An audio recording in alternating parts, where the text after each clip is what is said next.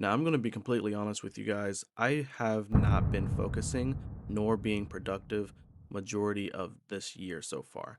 Ever since I came back from CES, I just been doom scrolling upon doom scrolling, and I just really lacked that focus. So I did the only logical thing to do, and that was to completely reset my entire layout of my iPhone. So welcome to a clean but minimal iPhone setup in 2026. Going to the lock screen, you can see that it's pretty simple. I got the weather widget on the bottom right, same with the camera on the bottom right.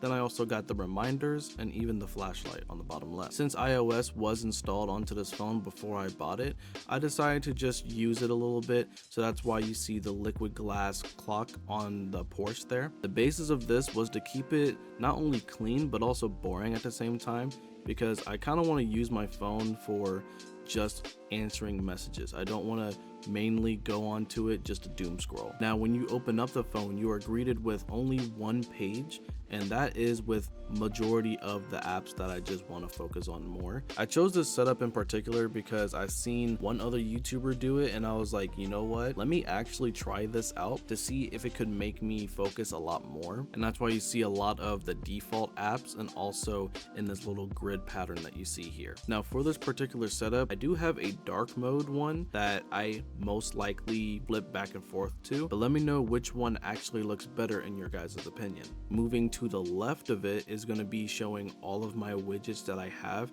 Now, I do have them as standard as well, so I have the stocks one if I want to keep up on some stocks, battery percentage one, and then also my motivation one.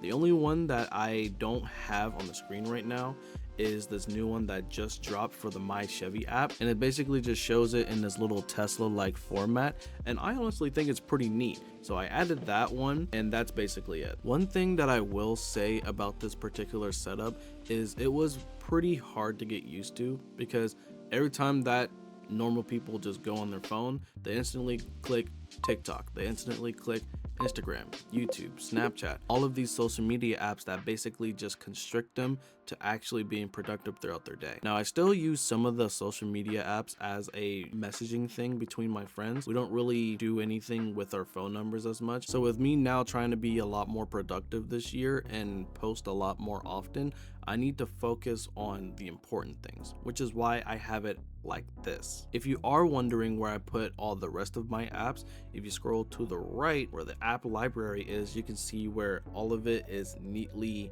organized already by the default operating system. Things like my social media tab, my entertainment tab, my recently added, finances, creativity, the list goes on. And the reason why that I have it is it's already sorted out. Why do I need to make another folder just to do the exact same thing? Now, I did bind the control center to my back tab just to make it a lot more easier, and whenever you go into it, above everything is going to be the music player, and then near the bottom right you see the brightness, the sound, Bluetooth, and the Wi-Fi connectivity buttons.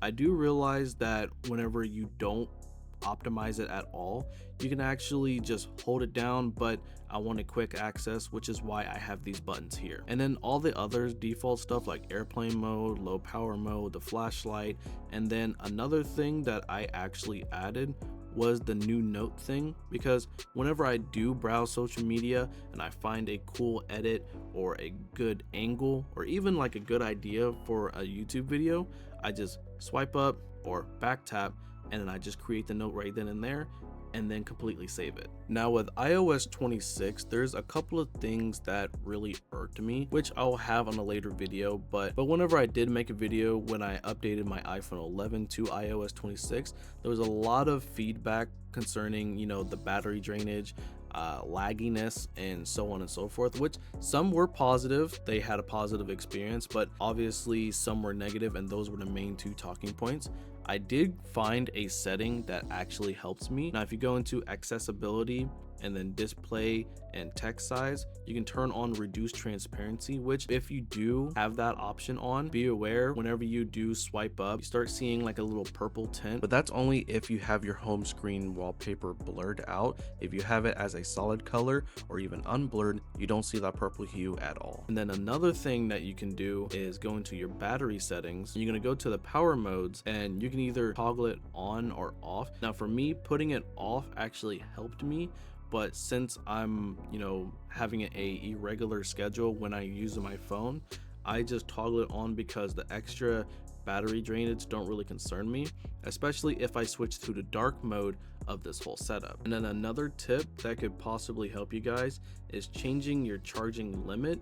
Now, I have it as 85, most people have it as 90, but if you really want to save that battery health, I highly recommend just changing your charge limit. And honestly, that just goes with every phone. But that's honestly going to be it for this setup. It's honestly just clean, simple, minimal, so it doesn't really need like a 10-minute video about it. I just want to show you guys a new setup that I'm going to be rocking for a little bit, just to see if I can have a little bit more focus and be a lot more productive with not only putting these videos out, but also making a lot more arrangements with what kind of videos I want to put out. But yeah, let me know in the comments what kind of setup are you guys rocking and what you would actually change with this setup right here. Thank you guys so much for watching, and I'll catch you guys in the next one. Thank you.